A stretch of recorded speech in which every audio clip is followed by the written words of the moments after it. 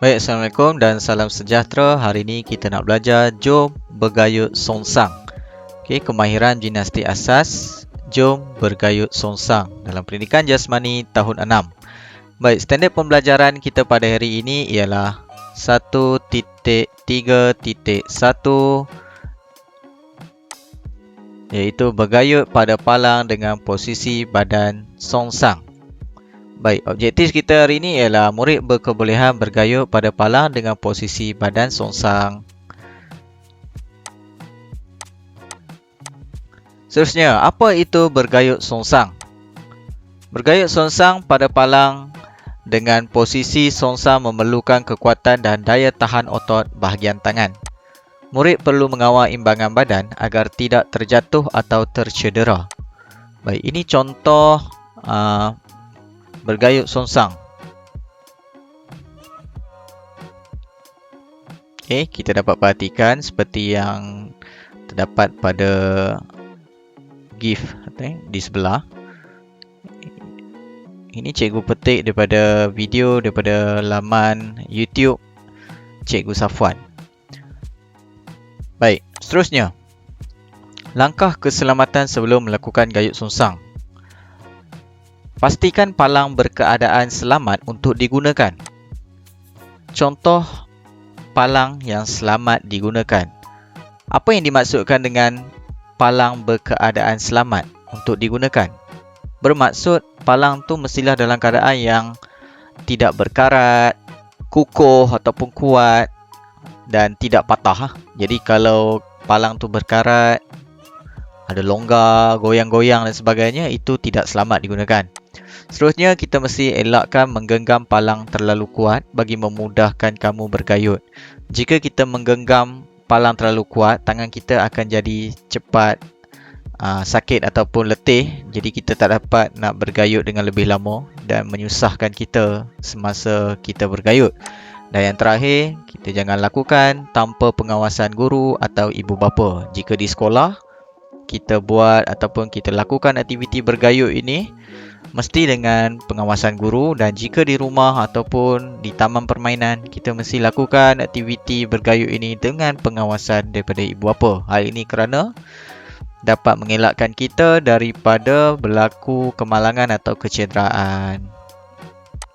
Seterusnya, cara gayut songsang. Cara gayut songsang seperti yang kita dapat lihat pada gambar, menggunakan genggaman bawah. Permulaan dia, kita perlulah berdiri menghadap palang.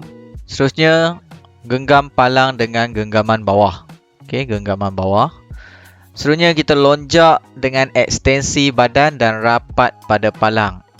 Lonjak dengan ekstensi badan. Ekstensi maksudnya kita luruskan badan kita. Kita kena lonjak. Lonjak tu maksudnya kita lompat lah. Lompat naik ke palang tu dengan tangan dalam keadaan lurus, kaki dalam keadaan lurus dan juga badan pun lurus. Itu dipanggil ekstensi. Dan rapat pada palang. Badan kita rapat kepada palang. Badan kita kedudukannya dekat pinggang lah. Kita rapatkan dekat badan, dekat palang tu pada pinggang kita. Kemudian kita kena fleksikan pinggang kita. Fleksi tu maksudnya bengkokkan pinggang kita dan turunkan kepala kita ke bawah dan ekstensi kaki ke atas. Okey, ekstensi maksudnya luruskan. Jadi kaki tu kita luruskan ke atas. Okey, seperti ini. Okey, macam dalam gambar ni, kawal imbangan badan dengan kaki ketika posisi badan songsang. Jadi kalau kita tak nak terjatuh, kita kena kawal dengan kaki kita lah. Kaki kita yang kena kawal keseimbangan badan kita. Seterusnya, kita fleksikan pinggang semula. Okey, seperti anak panah di sini, kita fleksikan. Fleksi maksudnya bengkokkan pinggang kita. Kemudian kita turunkan kaki dan mendarat dengan kedua-dua belah kaki dan fleksi lutut. Okey, mendarat dengan kedua-dua kaki. Masa mendarat tu kita kena bengkokkan lutut dahulu ataupun fleksikan lutut dahulu supaya dapat menyerap hentakan dan dapat mengelakkan daripada kecederaan, dan akhir sekali kita boleh berdiri tegak semula. Baik, seterusnya, cara gayut songsang. Langkah 1. Okey, kita tengok balik. Langkah 1 yang pertama, kita kena berdiri menghadap palang dan juga genggam palang dengan genggaman bawah. Okey, genggaman bawah, berdiri menghadap palang, tengok palang. Okey, langkah yang kedua, kita kena lonjak. Okey, lonjak ke atas. Lonjak dengan ekstensi badan dan rapat pada palang. Lonjak dan badan tu rapat dengan palang. Okey. Seterusnya langkah yang ketiga, kita fleksikan pinggang, okey, bengkokkan sikit pinggang, kemudian turunkan kepala dan ekstensi kaki ke atas. Okey, kepala turun ke bawah, kaki diluruskan ke atas. Langkah yang keempat, kita fleksikan pinggang, kemudian kita turunkan kaki. Okey, fleksikan pinggang, turunkan kaki, dan akhir sekali langkah yang kelima, kita mendarat dengan kedua-dua belah kaki dan fleksi lutut. Okey. Bila kita dah mendarat, kita kena bengkokkan kaki atau fleksikan kaki, dan akhir sekali baru kita boleh berdiri tegak seperti ini. Baik, ada 5 langkah untuk melakukan gayut songsang. Okey, ini lakuan penuh untuk gayut songsang. Kita boleh lihat bagaimana melakukan gayut songsang. Okey, kepala ke bawah, fleksi pinggang dan mendarat dengan dua kaki. Baik, seterusnya ada 3 jenis genggaman yang kamu perlu ketahui, iaitu genggaman atas. Okey, genggaman atas. Seterusnya genggaman bawah. Genggaman bawah.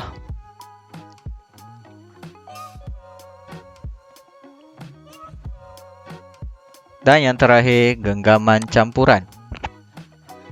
Genggaman campuran. Okey, terdapat perbezaan ketiga-tiga genggaman ini. Baik, jika kita menggunakan genggaman atas, tangan kita menghadap palang tu. Jadi kita perlu mengangkat beban, iaitu badan kita, seperti ini. Seterusnya, jika kita menggunakan genggaman bawah, tangan kita di sebelah luar dan kita genggam ke dalam, kemudian angkat badan kita ke atas. Okey, dan yang terakhir genggaman campuran, satu menghadap palang, satu lagi dari luar masuk ke dalam. Okey, tangan kita akan bersilang begini ya.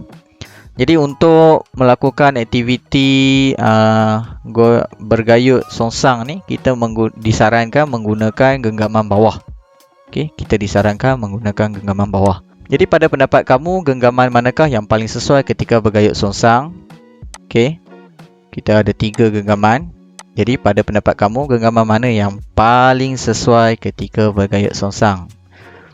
Okey, jika mengikut saranan yang terdapat pada pembelajaran kita pada kali ini, kita disarankan menggunakan genggaman bawah, kerana genggaman bawah dikatakan lebih selamat dan lebih sesuai untuk melakukan aktiviti bergayut songsang. Okey. Seterusnya, langkah keselamatan yang perlu dilakukan semasa melakukan gayut songsang. Okey, semasa kita melakukan aktiviti gayut songsang, kita tidak boleh bergurau. Okey, kita tidak boleh bergurau atau bermain dengan kawan kita yang sedang melakukan gayut songsang. Seterusnya, kita mestilah diawasi oleh guru, ibu bapa atau penjaga. Okey, semua ini untuk mengelakkan daripada berlakunya kemalangan atau kecederaan. Jadi apa kebaikan dia? Kebaikan dia seperti yang saya cakapkan tadi, itu yang pertama, dapat mengelakkan kecederaan dan kemalangan. Seterusnya, tidak membahayakan diri sendiri dan dapat melakukan aktiviti dengan selamat. Okey. Dan jom kita lakukan aktiviti gayut songsang. Sekian, terima kasih.